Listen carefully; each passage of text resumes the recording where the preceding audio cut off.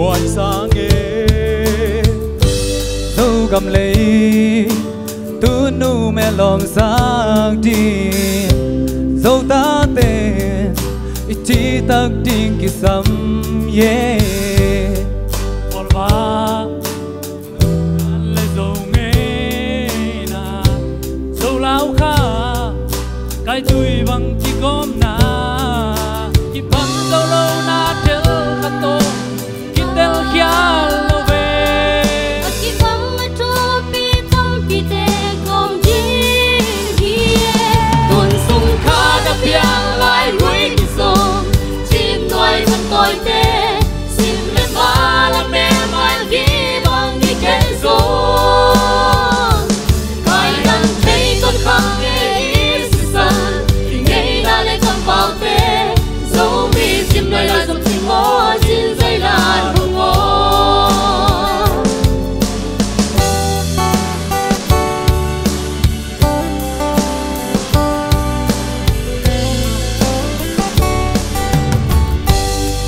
le cha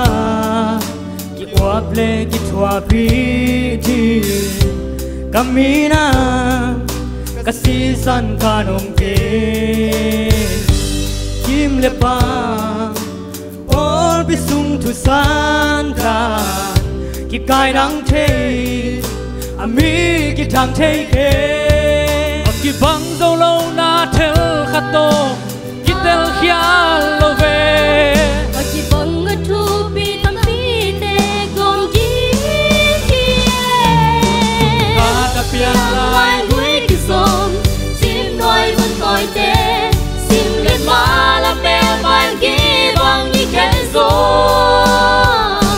cài đăng thấy con khăng nghe ít sự sân thì nghe đã lên cầm bao tê dấu mi chim nói là dòng chim ngó trên dây là hồng ngó